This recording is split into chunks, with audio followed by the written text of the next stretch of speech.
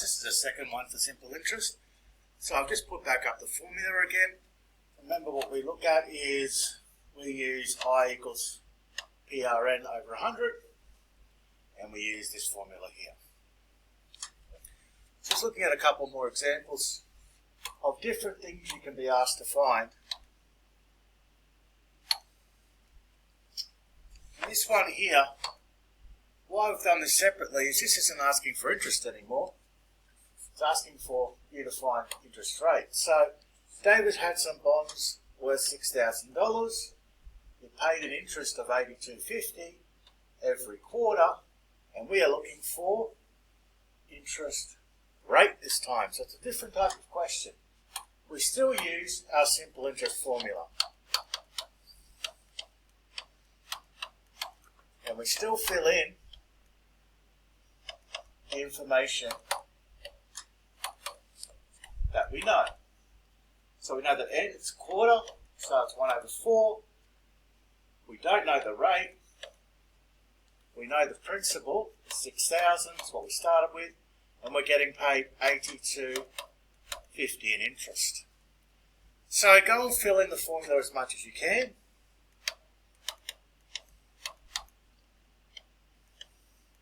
Because we don't know what the rate is, just write R again.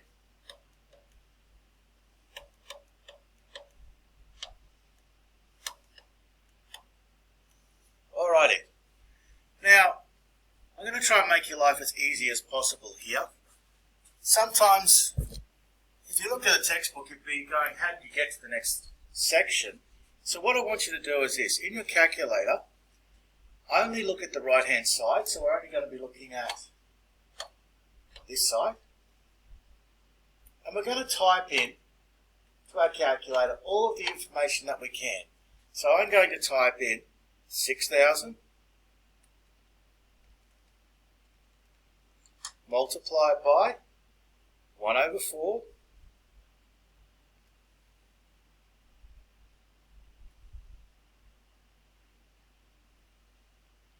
and that's over,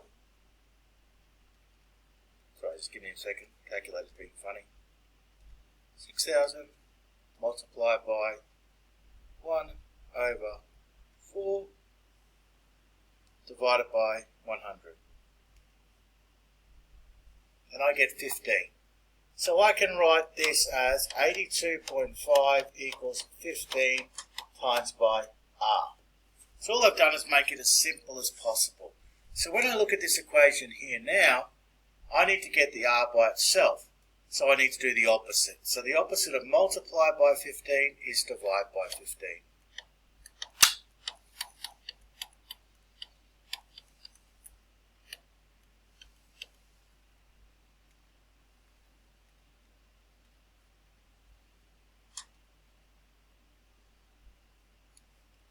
And we get 5.5.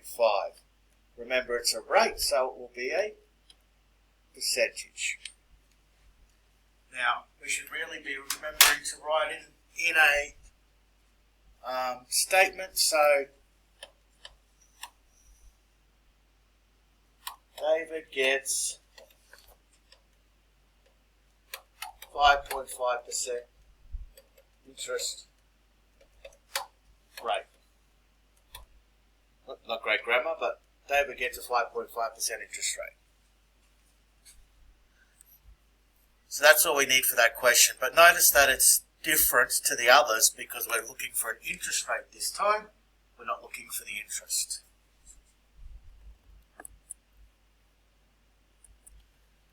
The last thing I'm going to have a look at in simple interest at this point is this one up here. So, when you're reading through these questions, make sure that you look for the important information.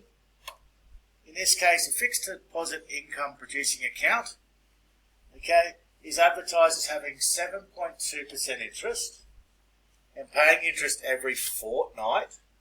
What amount would you have to invest to get $150 a fortnight? So this one's asking for a lot of information. Nothing changes for the starting point. We still always put down our formula. We still always try and fill it in.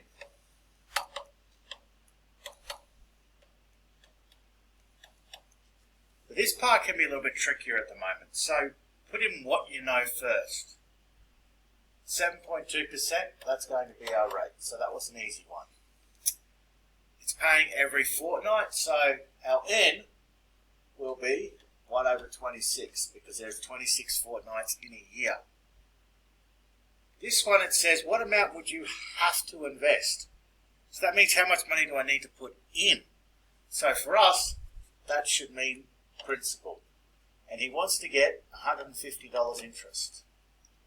So when we look at this, we fill in the formula as much as we can. 150 is P this time is the thing we don't know, so we write P multiplied by 7.2 multiplied by 1 over 26 all over 100. So the same as before, I want us to look at just the right hand side and type as much of that as we can into our calculator. So don't worry about the P at the moment. We're going to do 7.2 multiplied by 1 over 26 divided by 100. And we're going to get a really small number here.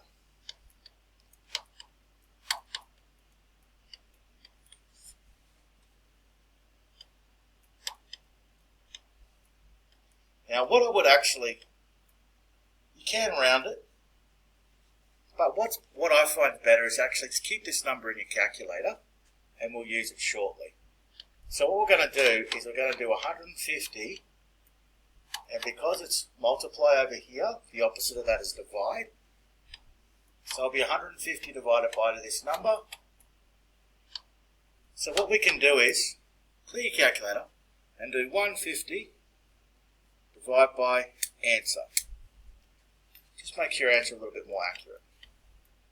So it's $54,166.67. So we should always end with a statement. We need to invest